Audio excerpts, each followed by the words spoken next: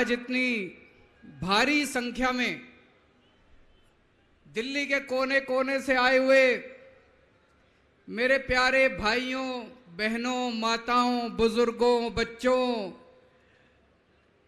आप सब लोगों को मेरा नमस्कार, सबको मेरा प्रणाम। मैं देख रहा हूं जहां तक नजर जा रही है पीछे कम से कम 1 लाख लोगों के यहां पे 1 लाख लोग मौजूद हैं। और मैं अभी आ रहा था, कम से कम 20-25 हजार लोग सड़कों पे इस वक्त रामलीला मैदान की तरफ बढ़ रहे हैं। इतनी भारी संख्या में आज लोग यहां आए हैं। अपनी बात शुरू करने के पहले आपसे पूछना चाहता हूं, आप में से कौन कौन मुझे प्यार करते हैं? जरा हाथ खड़े करके बताओ कौन कौन प्यार करता है।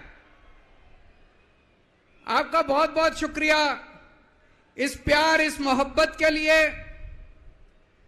लेकिन अब जो लोग मेरे से प्यार करते हैं, सबसे पहले एक बात आपसे मांगना चाहता हूं। जैसा अभी सौरभ भारद्वाज जी ने कहा, सब लोग अपने अपने मोबाइल फोन निकाल लो। अभी हम देख रहे हैं यहां पे कम से कम 40-50 वीडियो कैमरा, टीवी वालों के कैमरा मौजूद हैं। अब इस मैदान में 1 लाख कैमरे चालू हो जाएंगे, 1 लाख कैमरे। सब लोग अपना अपना फोन निकालो, फोन पे वीडियो रिकॉर्डिंग चालू करो, अपनी अपनी फेसबुक चालू करो और फेसबुक लाइव कर दो। इस रामलीला मैदान से अब एक साथ 1 लाख टीवी कैमरे लाइव चालू होंगे। 1 लाख टीवी कैमरे लाइव चालू होंगे। मैं सबसे पहले कपिल सिब्बल साहब का बहुत बहुत शुक्रिया अदा करता हूं। हमारे इनविटेशन पे आज वो आए। कई साल के बाद आज हम लोग रामलीला मैदान में इकट्ठे हुए हैं। आज से 12 साल पहले, 12 साल पहले इसी रामलीला मैदान में इकट्ठे हुए थे हम लोग भ्रष्टाचार के खिलाफ। इस मंच को मैं नमन करता हूं, यह बहुत पवित्र मंच है। आज से 12 साल पहले भ्रष्टाचार के खिलाफ इकट्ठे हुए थे। आज इसी मंच से एक अहंकारी तानाशाह को इस देश से हटाने के लिए फिर से इकट्ठे हुए हैं। दोस्तों, तानाशाही को खत्म करने के लिए फिर से इकट्ठे हुए हैं। और जैसे उस वक्त भ्रष्टाचार के खिलाफ आंदोलन हमारा सफल हुआ था, आज इसी मंच से जो आंदोलन शुरू हो रहा है, हमारे देश के अंदर जो तानाशाही लाई जा रही है उसे खत्म करने का जो आंदोलन शुरू हो रहा है, जनतंत्र को खत्म करने का जो आंदोलन शुरू हो रहा है, संविधान को बचाने का जो आंदोलन आज शुरू हो रहा है, बहुत जल्दी इस आंदोलन को भी सफलता मिलेगी। सुप्रीम कोर्ट ने दिल्ली के लोगों के हक में फैसला दिया। 8 साल तक दिल्ली के लोगों ने लड़ाई लड़ी सुप्रीम कोर्ट के अंदर। सुप्रीम कोर्ट में हमारे वकील अभिषेक मनु सिंघवी साहब ने दिल्ली के लोगों की तरफ से लड़ाई लड़ी। सबसे पहले मैं आज इस मंच से सिंघवी साहब का भी दिल्ली के लोगों की तरफ से शुक्रिया अदा करता हूं, जिन्होंने दिल्ली के लोगों को उनका हक दिलाया। दोस्तों, 11 मई, आज 11 जून है, आज से 1 महीने पहले 11 मई को देश की सर्वोच्च अदालत, सबसे बड़ी अदालत सुप्रीम कोर्ट की भी कॉन्स्टिट्यूशन बेंच, उसने आदेश पारित किया दिल्ली के लोगों के हक में। और उसके 8 दिन के बाद, 1 हफ्ते के बाद 19 मई को देश के प्रधानमंत्री ने सुप्रीम कोर्ट के आदेश को खारिज कर दिया। दोस्तों, देश की सबसे बड़ी अदालत के देश के सबसे बड़ी अदालत के फैसले को प्रधानमंत्री ने खारिज कर दिया। प्रधानमंत्री कहते हैं मैं सुप्रीम कोर्ट को नहीं मानता। देश के प्रधानमंत्री कहते हैं मैं सुप्रीम कोर्ट को नहीं मानता। 75 साल के भारत के इतिहास में पहली बार एक प्रधानमंत्री आया है जो कहता है मैं सुप्रीम कोर्ट को नहीं मानता। पूरे देश के लोग स्तब्ध हैं। पूरे देश के लोगों को यकीन नहीं हो रहा, इतना अहंकारी प्रधानमंत्री, प्रधानमंत्री को इतना अहंकार। प्रधानमंत्री कहता है मैं सुप्रीम कोर्ट को नहीं मानता। देश के गली गली में चर्चा हो रही है, घर घर में चर्चा हो रही है। ये मोदी जी को क्या हो गया, इतना अहंकार हो गया इनको, इतना अहंकार हो गया इनको। दोस्तों, देश के अंदर अब जनतंत्र खत्म हो रहा है। इसी को तानाशाही कहते हैं। जब देश का प्रधानमंत्री कहता है मैं सुप्रीम कोर्ट को नहीं मानता, इसी को तानाशाही कहते हैं, इसी को हिटलर शाही कहते हैं, जनतंत्र खत्म होना कहते हैं। मैं बताना चाहता हूं आखिर इस सुप्रीम कोर्ट के आदेश में ऐसा क्या है। सुप्रीम कोर्ट ने ऐसा क्या कह दिया कि प्रधानमंत्री जी कह रहे हैं कि मैं सुप्रीम कोर्ट के आदेश को नहीं मानता। सुप्रीम कोर्ट ने अपने आदेश में बोला कि भारत एक जनतंत्र है, भारत में जनता सुप्रीम है, जनता अपनी सरकार चुनती है, उस सरकार को जनता के काम करने का पूरा अधिकार होना चाहिए। दिल्ली में भी लोग सरकार चुनते हैं, दिल्ली की सरकार को भी, जिस भी सरकार को दिल्ली के लोग चुनते हैं, चाहे इस पार्टी की सरकार हो चाहे उस पार्टी की सरकार हो। सुप्रीम कोर्ट ने कहा कि जो भी सरकार दिल्ली के लोग चुनते हैं, जनता सुप्रीम है, दिल्ली की जनता सुप्रीम है, उस सरकार को काम करने का अधिकार होना चाहिए। मैं आपसे पूछना चाहता हूं, क्या सुप्रीम कोर्ट ने गलत बोला? क्या प्रधानमंत्री को सुप्रीम कोर्ट का आदेश मानना चाहिए? मोदी जी कहते हैं मैं सुप्रीम कोर्ट का आदेश नहीं मानता। मोदी जी ने अध्यादेश पारित कर दिया और सुप्रीम कोर्ट के आदेश को खारिज कर दिया। मोदी जी का अध्यादेश क्या कहता है? प्रधानमंत्री जी ने ये जो अध्यादेश पारित किया, ये क्या कहता है? मोदी जी का अध्यादेश कहता है कि अब दिल्ली के अंदर जनतंत्र नहीं होगा, अब दिल्ली के अंदर तानाशाही चलेगी, अब दिल्ली के अंदर जनता सुप्रीम नहीं है, अब दिल्ली के अंदर एलजी सुप्रीम होगा। अब दिल्ली के अंदर चाहे जनता जिसको मर्जी वोट दे, चाहे जनता जिसकी मर्जी सरकार बनाए, प्रधानमंत्री जी कहते हैं सरकार तो मैं ही चलाऊंगा, मेरी तानाशाही चलेगी। अब जनता सुप्रीम नहीं है, जनता की नहीं चलेगी, जनता की सरकार की नहीं चलेगी। प्रधानमंत्री जी कहते हैं एलजी के जरिए मैं सरकार चलाऊंगा।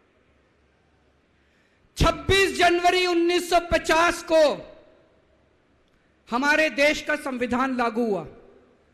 बाबा साहब अंबेडकर ने संविधान बनाया। बाबा साहब अंबेडकर ने अपने संविधान में लिखा कि इस देश के अंदर जनतंत्र होगा, जनता सुप्रीम होगी। आज प्रधानमंत्री जी ने भारत के संविधान के परखच्चे उड़ा दिए। प्रधानमंत्री जी ने भारत का संविधान बदल दिया। प्रधानमंत्री जी कहते हैं अब जनता सुप्रीम नहीं होगी, अब एलजी सुप्रीम होगा। जनता सुप्रीम नहीं होगी, अब प्रधानमंत्री सुप्रीम होगा। प्रधानमंत्री जी कहते हैं अब दिल्ली की जनता की वोट की कोई कीमत नहीं होगी। यह तो सरासर अपमान है दिल्ली के लोगों का। प्रधानमंत्री जी कहते हैं दिल्ली की जनता जिसको मर्जी वोट दे, उस वोट की कोई कीमत नहीं है। दोस्तों, ये बीजेपी वाले रोज मेरा अपमान करते हैं, मेरे को गालियां देते हैं, गंदी गंदी गालियां देते हैं। मेरे को अपने मान और अपमान की कोई चिंता नहीं है, मैं कोई परवाह नहीं करता, मैं इनको वापस गाली नहीं देता, मेरे को गाली गलौज नहीं करनी आती, मेरे संस्कार नहीं सिखाते, मैं 24 घंटे अपने काम में व्यस्त रहता हूं, मेरे को काम से मतलब है। आप लोगों ने मेरे को इतना मौका दिया, इतनी जिम्मेदारी है, 24 घंटे काम करता हूं। ये लोग मेरे को जितनी मर्जी गाली दे लें, लेकिन इस बार इन लोगों ने आपका अपमान किया है, आपकी वोट की कीमत, आपका वोट का अपमान किया है। यह मैं बर्दाश्त नहीं कर सकता, आपके अपमान को मैं बर्दाश्त नहीं कर सकता, इसको किसी हालत में नहीं होने देंगे। दिल्ली के लोगों के वोट का जो इन्होंने अपमान किया है, मोदी जी ने तमाचा मारा है दिल्ली के लोगों को, इसको बर्दाश्त नहीं कर सकते, इसको ठीक करा के रहेंगे, इस अध्यादेश को खारिज करा के रहेंगे, सुप्रीम कोर्ट के आदेश को पालन करा के रहेंगे। करेंगे कि नहीं करेंगे?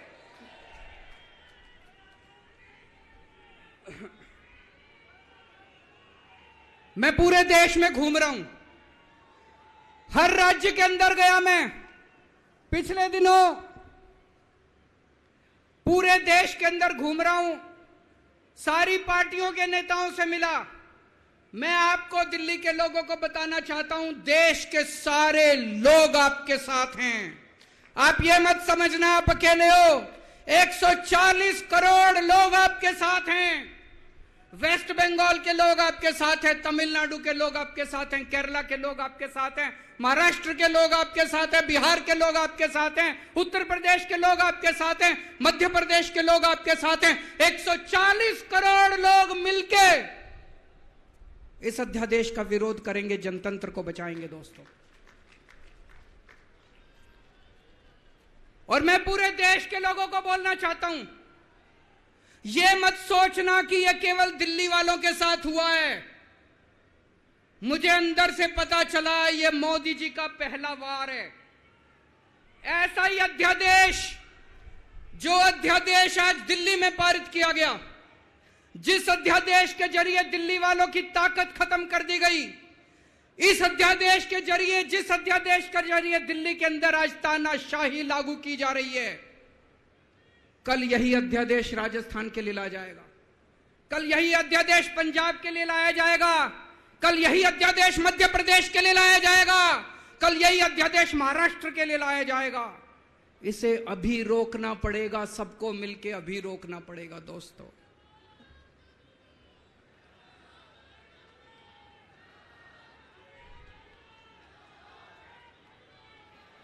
मोदी जी दिल्ली वालों के पीछे क्यों पड़े हैं?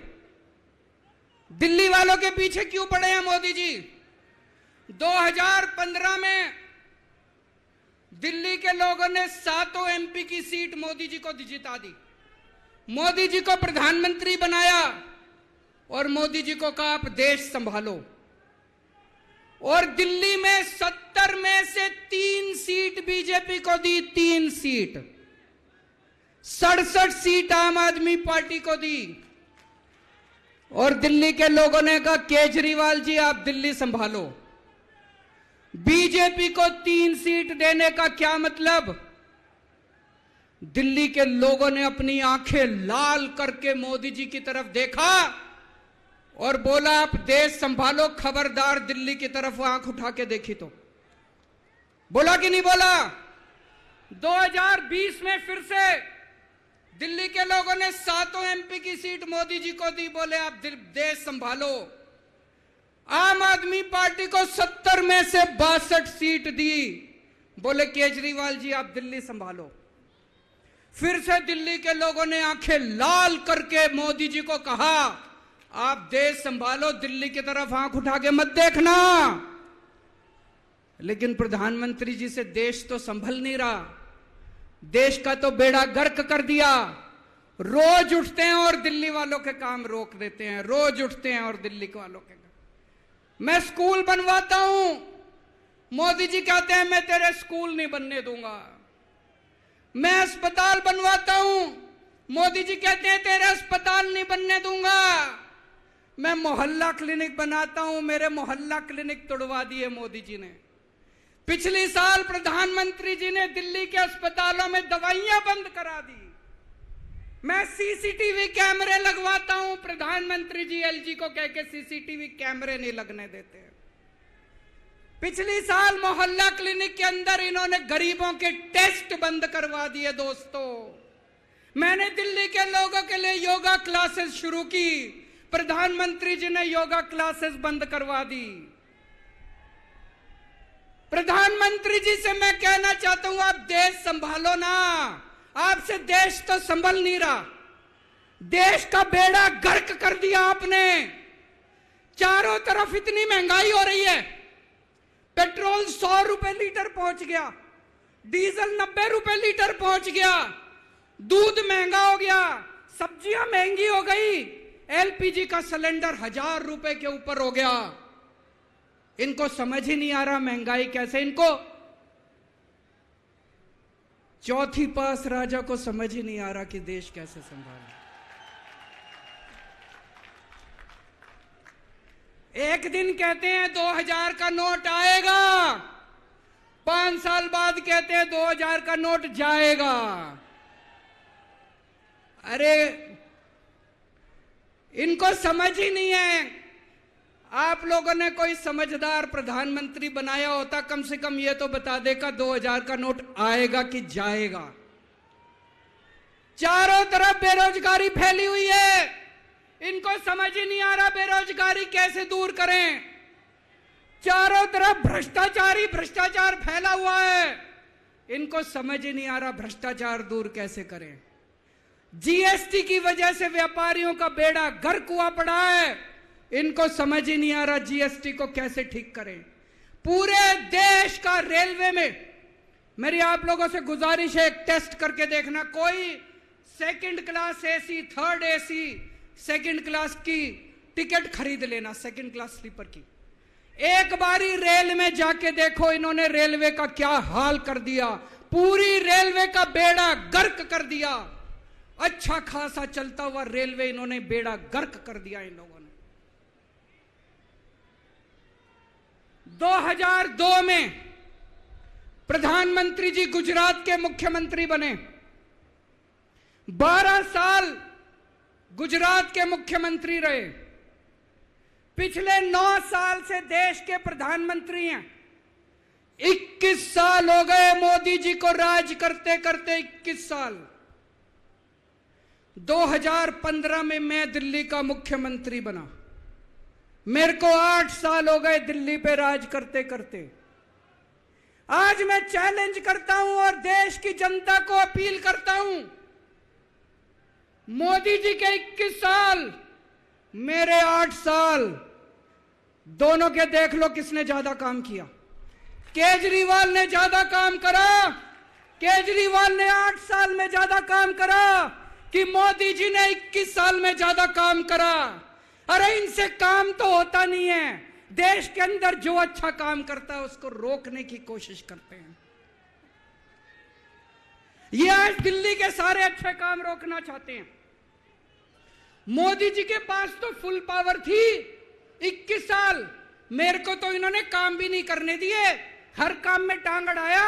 फिर भी मेरे 8 साल उठा के देख लो, कितने स्कूल बनवा दिए, कितने अस्पताल बनवा दिए, लोगों का इलाज मुफ्त कर दिया, लोगों के बच्चों को पढ़ाई दे रहे हैं अच्छी, बिजली मुफ्त कर दी। मैंने बिजली मुफ्त करी। मोदी जी कह रहे हैं फ्री की रेवड़ी बांट रहा है। अरे गरीबों के हाथ में अगर 4 रेवड़ी रख दी तो कौन सा बुरा हो गया।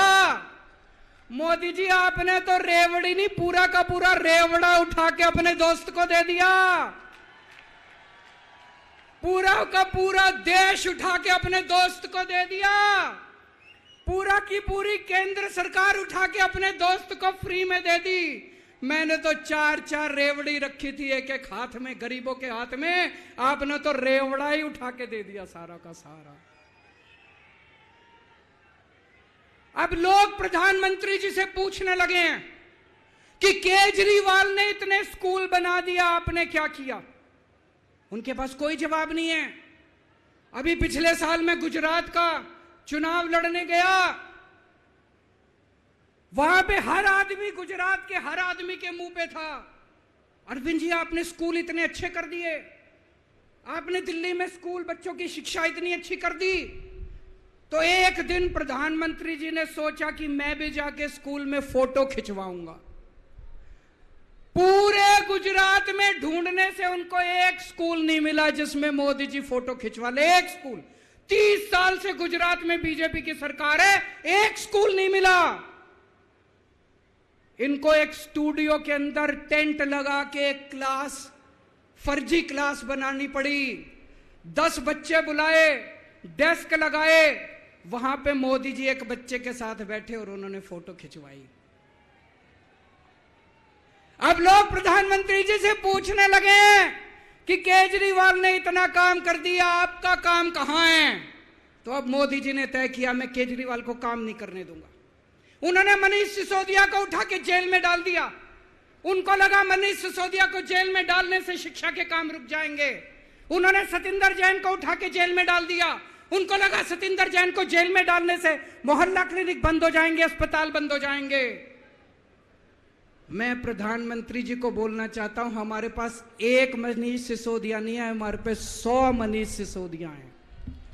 हमारे पास एक सतिंदर जैन नहीं है, हमारे पास 100 सतिंदर जैन है। आप एक को जेल में डालोगे, हमारा दूसरा आ जाएगा काम करने के लिए। काम नहीं रुकेगा दोस्त। जब इनको जेल में डालने से काम नहीं चला, तो अब ये ऑर्डिनेंस लेके आए हैं और ऑर्डिनेंस से ये सारा काम रोकना चाहते हैं। दोस्तों, आज दिल्ली के लोग मुसीबत में हैं। दिल्ली के लोगों के ऊपर यह अध्यादेश थोपा जा रहा है। आपने पिछली बार 7 MP को वोट दिया था, कहां है वो सातों के सातों? अपने घर में दुबक के बैठे हैं। वो बीजेपी के गुलाम है, वो आपके नहीं है, आपके सगे नहीं है, वो बीजेपी के गुलाम है। आपको कल को मुसीबत आती है तो केवल आपका बेटा, आपका भाई केजरीवाल आपके साथ खड़ा है, वो कभी खड़े नहीं होंगे। दोस्तों,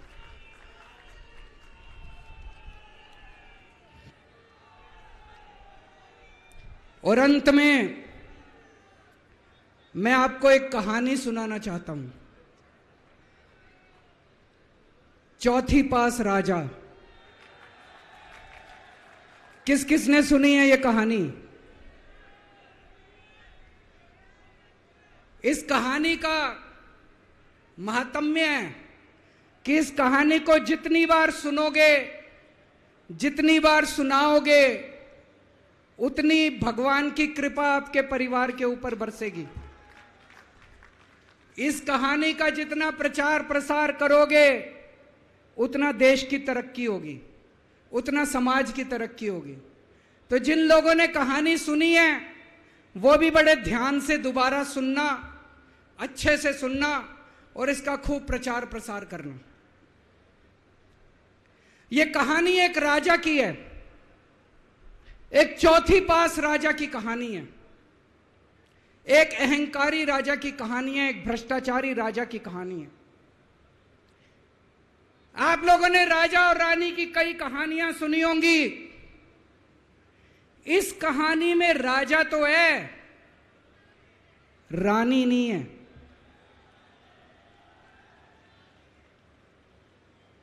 तो एक महान देश था, कई हजार साल पुराना देश। उस देश के एक गांव में एक बच्चा पैदा हुआ, बहुत गरीब घर में एक बच्चा पैदा हुआ।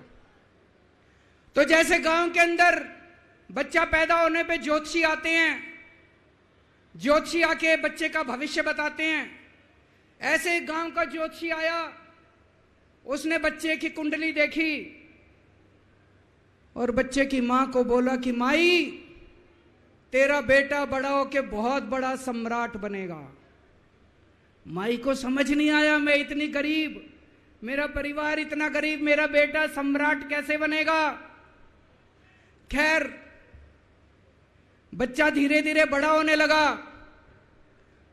गांव के सरकारी स्कूल में उसका एडमिशन करा दिया। उसका पढ़ने लिखने में मन नहीं लगता था। पढ़ते पढ़ते, क्लास करते करते चौथी में आके उसने नाम कटवा लिया। उसका पढ़ाई लिखाई में मन नहीं लगता था। बगल में, गांव के बगल में एक रेलवे स्टेशन था। घर में बहुत गरीबी थी। वो बच्चा वहां स्टेशन पे जाके चाय बेचने लगा।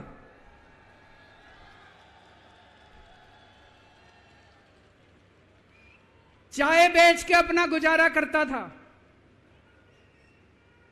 वो भाषण बहुत अच्छा देता था, बचपन से ही बड़ा अच्छा भाषण देता था। गांव के लड़कों को इकट्ठा कर लेता और भाषण देना चालू करता। धीरे धीरे आसपास के गांव में फैल गया कि यह बच्चा भाषण बड़े अच्छे देता है। आसपास के लड़के भी इकट्ठे हो गए और जो मर्जी टॉपिक हो भाषण देना चालू कर देता था और रुकता ही नहीं था, घंटों घंटों तक भाषण देता रहता था। बच्चा बड़ा हुआ। ज्योतिषी ने कहा था बड़ा होके बच्चा उस महान देश का सम्राट बन गया। लेकिन राजा तो अनपढ़ था, उसे तो कुछ आता नहीं था। अफसर आते उस अनपढ़ राजा से जहां मर्जी साइन करा लेते, जहां मर्जी जो मर्जी साइन करा लेते। वो राजा अनपढ़ था, उसे लगता था मैं अगर अफसरों से पूछूंगा तो मेरी कमजोरी सबके सामने प्रकट हो जाएगी। अफसरों को लगेगा मेरे को कुछ आता नहीं है।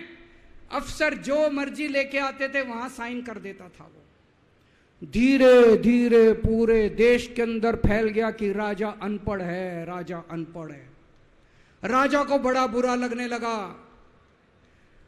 तो राजा ने कहीं से एक फर्जी डिग्री का जुगाड़ कर लिया। एक फर्जी डिग्री का जुगाड़ कर लिया, एमए की डिग्री का। और राजा बोला मैं एमए हूं।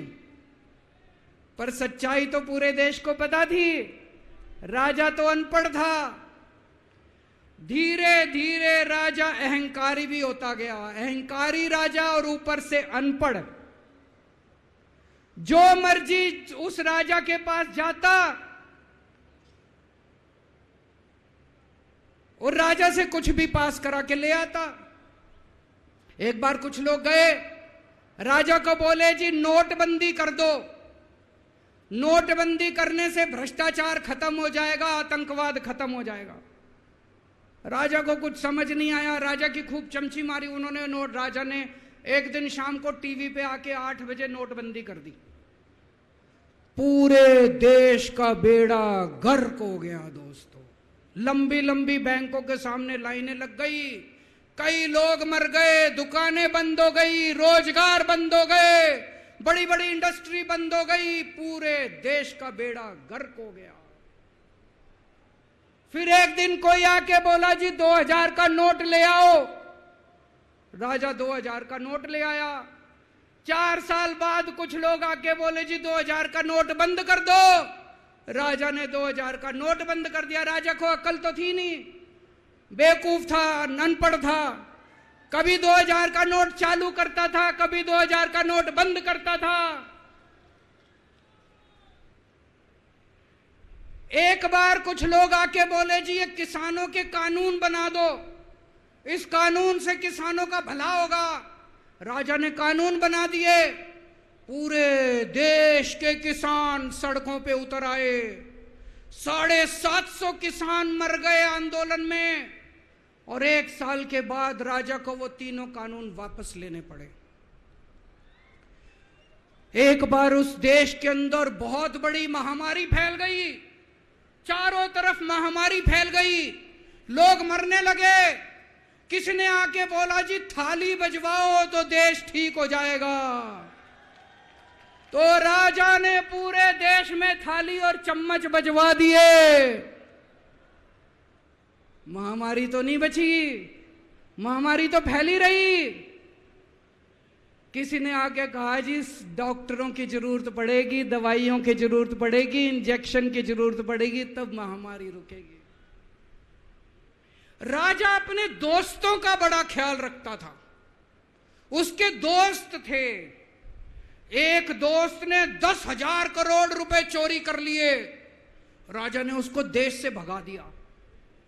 दूसरे दोस्त ने 20,000 करोड़ चोरी कर लिए। राजा ने उसको भी देश से भगा दिया।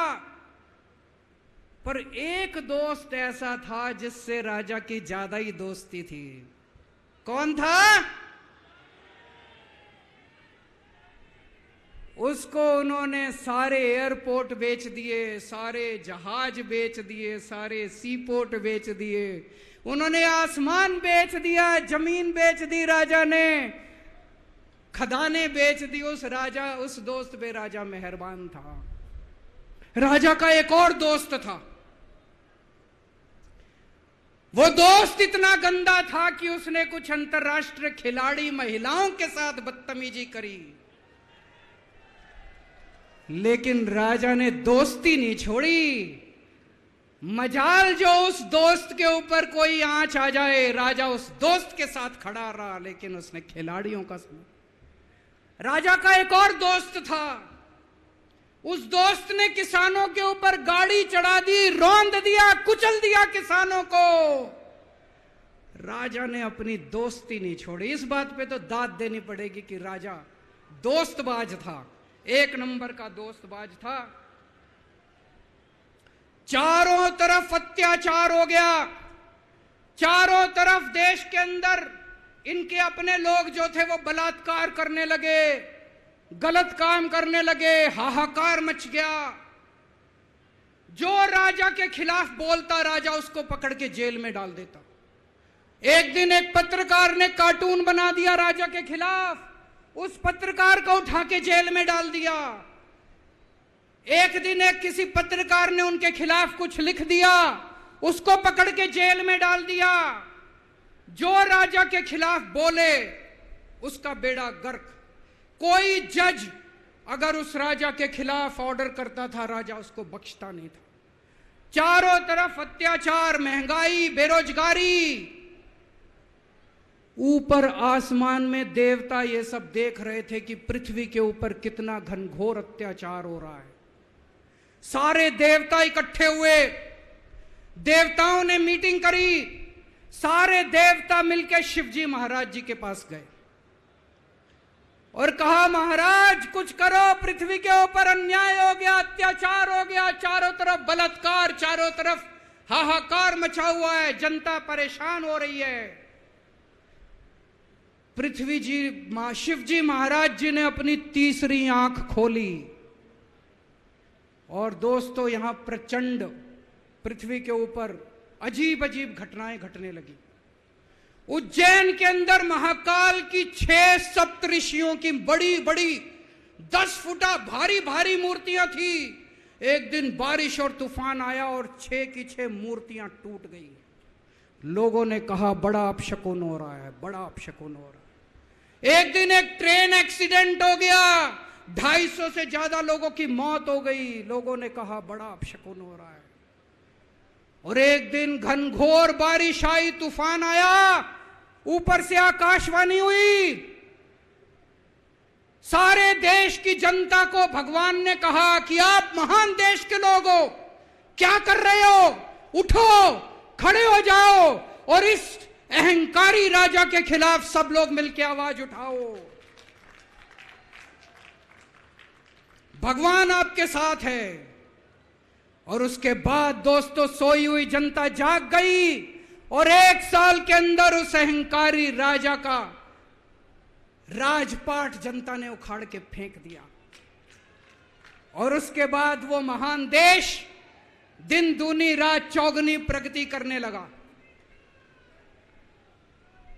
ये कहानी बड़ी पवित्र कहानी है। इस कहानी को सुनने से और सुनाने से परिवार का, समाज का और देश का बहुत भला होता है। इसे ज्यादा से ज्यादा शेयर कीजिए, ज्यादा से ज्यादा लोगों तक पहुंचाइए ताकि ज्यादा से ज्यादा लोग इसे सुन सकें, इसे समझ सकें। अंत में आपसे एक ही विनती है, अगली बार वोट डालने जाओ तो ऐसे आदमी को वोट डालना, ऐसे आदमी को प्रधानमंत्री बनाना जो कम से कम इतनी तो समझ रखता हो कि 2000 का नोट कैंसिल करना है कि चालू करना है। कपिल सिब्बल साहब एक बहुत अच्छी लड़ाई लड़ रहे हैं। इनकी एक वेबसाइट है इंसाफ के सिपाही। आप लोग, सब लोग ज्यादा से ज्यादा इस वेबसाइट पे जाके इसको लॉगिन करें, रजिस्टर करें और हम सब लोगों को मिलके अपने महान देश भारत देश के लिए काम करना है। भारत माता की। सभी साथी राष्ट्रगान के लिए अपनी अपनी जगह खड़े हो जाएंगे। सभी साथी जो जहां पे भी हैं चल रहे हैं तो वो अपनी जगह रुक जाएं। राष्ट्रगान के लिए